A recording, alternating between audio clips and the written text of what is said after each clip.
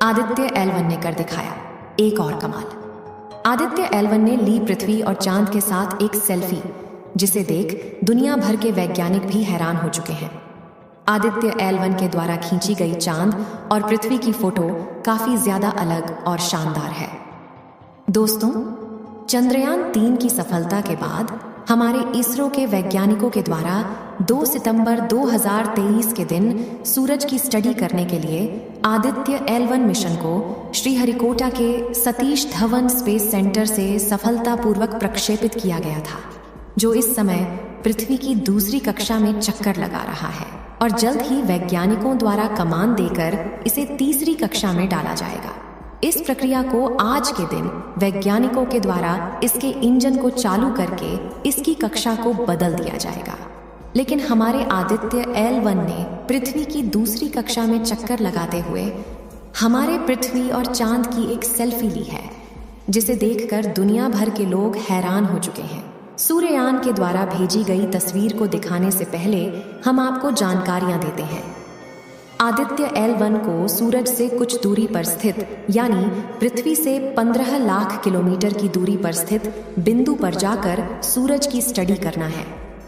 सूरज की स्टडी करने के लिए आदित्य एल1 के स्पेसक्राफ्ट में कई सारे पेलोड्स लगाए गए हैं, जो कि सूरज के द्वारा निकलने वाली विशेष प्रकार की रेडिएशन के बारे में स्टडी करेंगे और साथ ही सूरज की बाहरी परत कोरोना के बारे में भी पूरी तरह स्टडी करेंगे। हमारे ब्रह्मांड के जन्मदाता सूरज के भी कई रहस्य आज भी छुपे हुए हैं। आपको जानकारी के लिए बता दें कि समय समय पर अंतरिक्ष में सौर तूफान आते रहते हैं, जिसका कारण सूर्य में लगातार उत्पन्न हो रही नाभिकीय संलयन की प्रक्रिया को बताया जाता है। दोस्तों, आपको बता दें कि हमारे सौरमंडल का सूरज, जो कि पृथ्वी से देखने पर एक पीली गेंद की तरह दिखाई देता है, ये गैसों से बना हुआ एक आग का गोला है, जो कि हीलियम और हाइड्रोजन की लगातार नाभिकीय संलयन के कारण भारी मात्रा में गर्मी और गर्मी के साथ साथ ऊर्जा उत्पन्न करता रहता है और इस प्रक्रिया में काफी ज्यादा रोशनी भी उत्पन्न करता है। आपको जानकर हैरानी होगी कि इसका गुरुत्वाकर्षण बल पृथ्वी के मुकाबले 27 गुना ज्यादा है और हमारे सौरमंडल में उपस्थित नव ग्रह में से पृथ्वी एक ऐसा ग्रह है जिस पर इस समय जीवन उपस्थित है। वैज्ञानिकों का मानना है कि मंगल ग्रह पर भी पहले जीवन रहा होगा, जो कि काफी ज्यादा डेवलप हुआ था और इसी के कारण कुछ समय पश्चात आपस में लड़कर वहां के रहने वाले लोगों ने अपने जीवन को तबाह कर दिया। मंगल ग्रह पर पानी पाए जाने की भी उम्मीद है और मंगल ग्रह पर भूतकाल के समय में नदियां और पहाड़ हुआ करते थे, जिसका पता नासा के एक रोवर ने लगाया है, जो कि पिछले 10 सालों से मंगल ग्रह की धरती पर घूमकर वहां की जानकारी इकट्ठा करके अमेरिका की स्पेस एजेंसी नासा के पास भेज रहा है। आगे की जानकारी देने से पहले हम आपको उस तस्वीर को दिखाते हैं, जो कि हमारे आदित्य सूर्ययान ने सेल्फी के माध्यम से खींचा है। इस समय जो तस्वीर आप लोग अपने मोबाइल फोन की स्क्रीन पर देख पा रहे हैं, यह तस्वीर आदित्य सूर्ययान के हाई रेजोल्यूशन कैमरों ने कैप्चर किया है। इस तस्वीर में आपको हमारी पृथ्वी साफ साफ दिखाई दे रही होगी और दाएं तरफ आपको हमारा चंद्रमा भी दिखाई दे रहा होगा, जो कि काफी ज्यादा छोटा दिख रहा होगा, क्योंकि आदित्य सूर्ययान इस समय पृथ्वी के ज्यादा करीब है और चंद्रमा से काफी ज्यादा दूर है। हालांकि यह आगे का सफर जैसे जैसे तय करेगा तो चंद्रमा की तस्वीर भी काफी नजदीक से खींचेगा। अमेरिका की स्पेस एजेंसी नासा भी कई सारे सूर्य मिशन कर चुका है। उसी में से एक मिशन पार्कर प्रोब प्लस था, जो कि अभी भी सूरज की ऑर्बिट में चक्कर काट रहा है और इस अंतरिक्ष यान ने सूरज से निकलने वाले काफी ज्यादा भयानक आवाजों को भी रिकॉर्ड करके नासा के पास भेजा है। ये आवाज सुनने में काफी ज्यादा भयानक लगती है, जो कि सूरज से निकलने वाली एकदम रियल आवाज है। ये आवाज इतना ज्यादा खतरनाक है कि अगर किसी माध्यम से पृथ्वी या अन्य ग्रहों तक पहुंच जाए तो पृथ्वी की ऑर्बिट में घूम रहे करोड़ों सैटेलाइट के सिग्नल को ब्लॉक कर सकती है।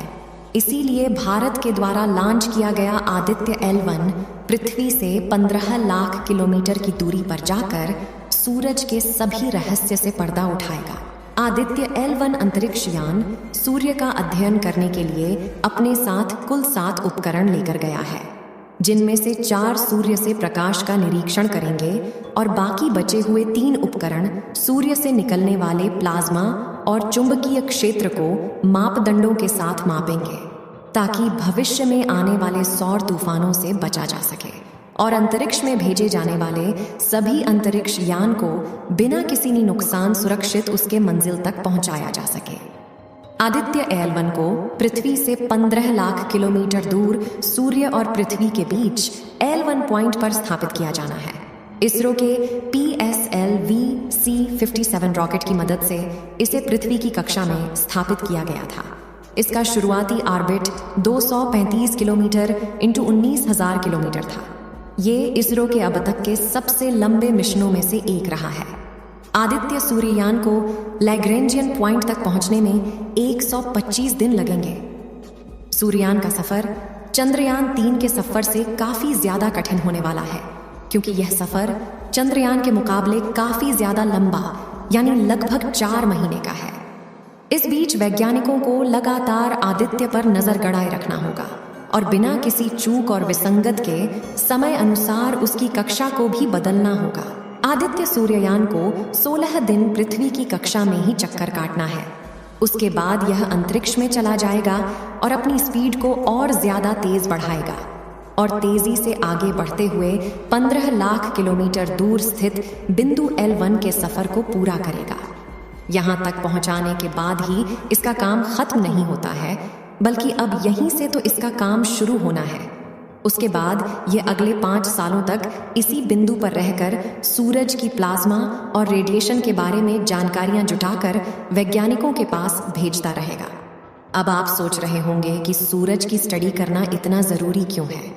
तो इसके लिए आपको बता दें कि जिस सोलर सिस्टम में हमारी पृथ्वी है, उसका केंद्र सूर्य ही है। सभी 8 ग्रह सूर्य के ही चक्कर लगाते हैं। सूर्य की वजह से ही पृथ्वी पर जीवन है। सूर्य से लगातार ऊर्जा बहती है, इन्हें हम चार्ज्ड पार्टिकल्स कहते हैं। सूर्य का अध्ययन करके ये समझा जा सकता है कि सूर्य में होने वाले बदलाव अंतरिक्ष को और पृथ्वी पर जीवन को कैसे प्रभावित कर सकते हैं। हमारा सूरज 2 तरह की एनर्जी को रिलीज करता है। पहले की बात करें तो वह है प्रकाश का सामान्य प्रवाह, जो पृथ्वी को रोशन करता है और जीवन को संभव बनाता है। दूसरे की बात करें तो काफी ज्यादा खतरनाक है, जिसमें प्रकाश के कण और चुंबकीय क्षेत्रों का विस्फोट आता है, जिससे इलेक्ट्रॉनिक चीजें खराब हो सकती हैं। आपको क्या लगता है, चंद्रयान 3 की तरह भारत का आदित्य भी सफल हो पाएगा या नहीं? अपनी राय कमेंट में जरूर बताएं।